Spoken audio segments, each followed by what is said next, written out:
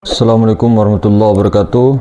Salatu wassalamu alaika ya sayyidi ya Rasulullah khutbatika lati adrikna. Hadirin yang dimuliakan Allah Subhanahu wa taala, saudara-saudaraku yang dimuliakan Allah Subhanahu wa taala.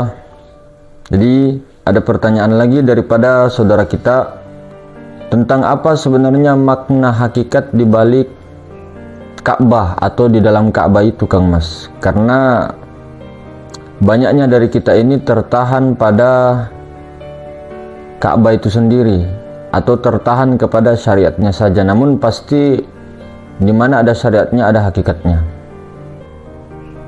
Ya, jadi sebenarnya memang itu adalah suatu sejarah yang sangat luar biasa, yang dimana Ka'bah itu dibangun pada awalnya adalah Nabi Adam. Itu Ka'bah itu yang bangun itu yang pertama kali adalah Nabi Adam. Kemudian disempurnakan, dibangun kembali oleh Nabiullah Ibrahim alaihi wassalam dengan anaknya yaitu Nabiullah Ismail alaihissalam. Nah, pada kita ketahui semuanya bahwa pusat bumi, ya, pusat seluruh alam semesta dan bahkan pusat daripada peta di bumi, semua itu ada di Ka'bah. Jadi Ka'bah ini tidak terlalu di atas, tidak terlalu di bawah. Jadi tidak terlalu di timur, tidak terlalu di barat, tidak terlalu di utara, tidak terlalu di selatan. Jadi dia pas di tengah-tengah. Nah, itu Ka'bah. Jadi itu sentral, titik pusat alam semesta, titik pusat dunia dan pertengahan dunia. Maka itu bisa juga dibuktikan dengan teknologi bahwa memang pusatnya dunia itu, pusatnya peta di dunia adalah di Ka'bah.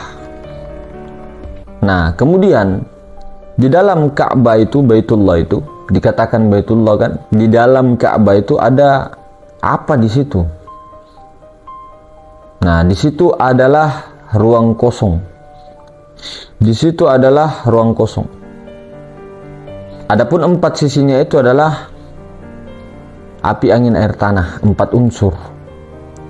Nah, jadi maksudnya Ka'bah itu, ya, empat unsur itu ada yang menopangnya. Ada asal mula kejadian menopang Ka'bah itu. Jadi Ka'bah itu disimbolkan kalau di pelajaran hakikat kita adalah Adam. Nah, itu Adam. Kemudian di balik Adam itu atau asal mula kejadian Adam itu daripada hakikat Muhammad. Jadi hakikat Muhammad ini sebenarnya hampir kita ini beda-beda tipis. Jadi hakikat Muhammad ini kedudukan pada diri itu adalah rahasia. Nah, rahasia ini istilahnya Muhammad awal. Nah, Muhammad awal, Muhammad akhir, Muhammad zohir, Muhammad batin itu sebenarnya sama, berhimpun di rahasia. Maka bisa juga dikatakan Sir Ahmad, bisa juga dikatakan hakikat Muhammad. Nah, kalau Muhammad akhir itu Nur Muhammad. Namun kalau mau digabung juga Nur Muhammad Rasulullah bisa. Jadi banyak sebenarnya istilahnya. Nah, intinya kepada tubuh, hati, nyawa, rahasia ini Muhammad, zat, sifat, asma, af'al ini Allah. Itu kalau mau tidak mau repot-repot, ya. Jadi tidak perlu pusing-pusing dengan kedudukan ini, tidak. Nah, jadi tubuh, hati, nyawa, rahasia itu Muhammad. Himpunan daripada semua itu ada di rahasia. Nah, zat, sifat, asma, af'al itu adalah Allah. Nah, ini ketunggalannya Allah dengan Muhammad. Muhammad adalah mazhar kenyataan Allah, bukan Allah, mazhar kenyataan Allah. Jadi Muhammad Rasulullah ini adalah mazhar kenyataan af'al Allah. Kalau kita kembali dalam Ka'bah itu adalah kosong. Nah, kemudian ada yang meliputi Ka'bah itu adalah kosong juga, kosong maha ruang. Nah, apa yang ada di dalam Ka'bah itu, itulah hakikat Muhammad. Hakikat Muhammad itu adalah sir Rasulullah. Maka ini adalah suatu gambaran ketika kita tarik ke diri, di mana pusat daripada diri kita. Sudah kita mengatakan bahwa tidak di atas, tidak di bawah, tidak di depan, tidak di belakang, tidak di kanan, tidak di kiri. Itulah pusat kita. Bisa diukur, Mas? Bisa diukur saja dari ujung rambut sampai ujung kaki, yang mana pertengahan di situ. Kanan kirinya yang mana pertengahan di situ. Nah, makanya dikatakan selalu bahwa diri kita ini miniatur alam semesta. Nah, miniatur alam semesta. Maka ini pusar ini diibaratkan, kalau kita tarik ke diri ya, kalau kita tarik ke diri itu diibaratkan Ka'bah. Nah, kemudian di balik pusar itu ada kosong.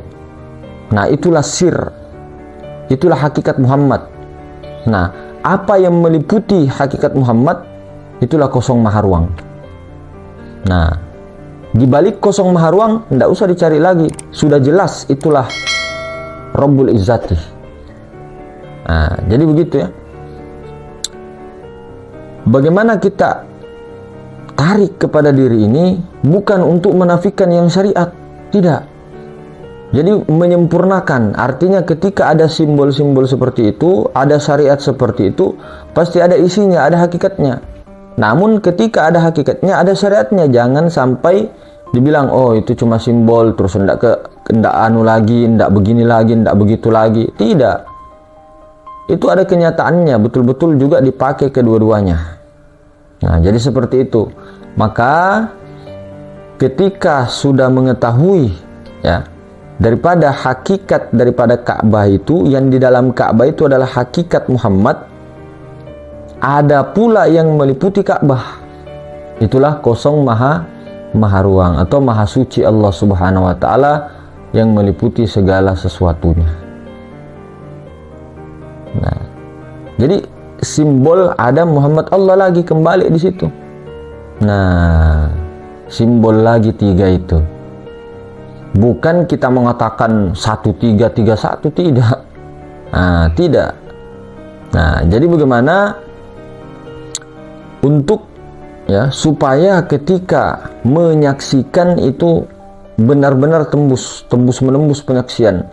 Jadi saksikanlah dengan sir apa di dalam itu.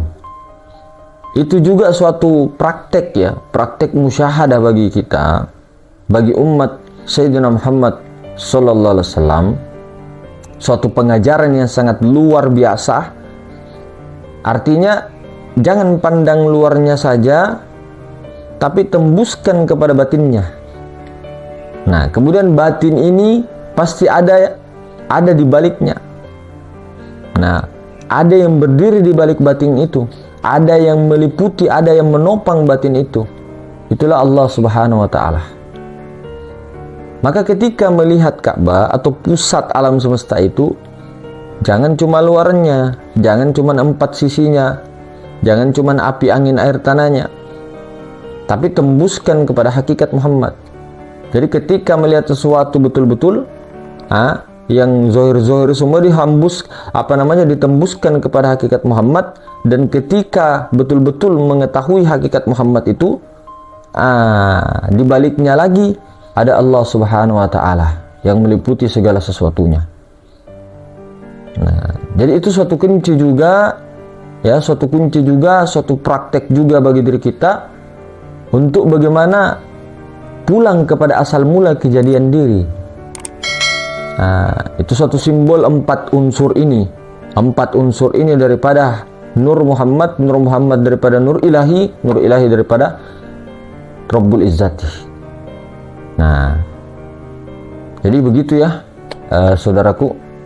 Itu sebenarnya adapun rakam-rakam yang lain ataupun hakikat-hakikat yang lain yang mau ditarik kepada dirinya, itu terserah masing-masing, karena perbedaan pendapat tidak jadi masalah. Yang penting tujuannya itu satu. Jadi tidak perlu permasalahkan masalah ini. Nah, kemudian yang kita bahas ini adalah inti daripada perjalanan untuk wasil ilallah. Adapun ranting-rantingnya, cabang-cabangnya itu silakan ditambahkan, wawasan-wawasannya ditambahkan. Namun praktek yang paling simpel, yang paling sedikit mengambil waktu adalah itu tadi. 3 itu tadi. Adam, Muhammad, Allah. Ketika sudah tajalli, Allah, Ahmad, Muhammad. Kenapa Allah, Ahmad, Muhammad? Karena ketika sudah mengetahui hakikat Adam itu ya Nur Muhammad, jadi pandanglah semua yang Adam-Adam itu daripada Nur Muhammad itu sendiri. Jadi memandang air, Nur Muhammad. Dia sudah mengetahui hakikatnya. Dia sudah mengetahui hakikatnya. Alam semesta itu dari Nur Muhammad sallallahu alaihi wasallam. Jadi pandangan itu kepada yang zohir adalah Nur Muhammad, Nur Muhammad, Nur Muhammad, Nur Muhammad. Bajukah, kitabkah, apakah, HPkah, semua Nur Muhammad. Nah, itu kalau sudah mengetahui asal kejadian diri dan sudah tajalli Allah, Ahmad, Muhammad. Nah, untuk pertama pengenalan Adam, Muhammad, Allah. Ini 3 kuncinya, ini 3 kuncinya. Sebenarnya ini yang paling 3 kuncinya ini. Itu yang paling simpel. Tapi kalau mau yang ribet-ribet tuh banyak. Mau jalan yang begini-begini banyak. Yang penting jangan permasalahkan masalah jalan, masalah apapun itu jangan, metode-metode apapun itu jangan. Yang paling penting tuh kedudukannya, duduknya di mana. Nah, ketika musyahadanya, musyahadanya di mana. Nah, kemudian ketika penyaksiannya itu betul-betul berlaku penyaksian akunya kita kah, akunya Adam kah di situ, atau akunya Muhammad kah, atau akunya Allah kah. Kemudian bagaimana caranya prakteknya di akunya Muhammad atau di akunya Allah. Nah, dengan apa caranya, dengan jalan apa caranya. Nah, jadi seperti itu ya Tuan Guru. Semuanya mudah-mudahan semua diistiqomahkan, kita semua termasuk al-fakir pribadi. Mudah-mudahan semuanya. Amin, amin. Lebih dan kurangnya seperti itu. Assalamualaikum warahmatullahi wabarakatuh.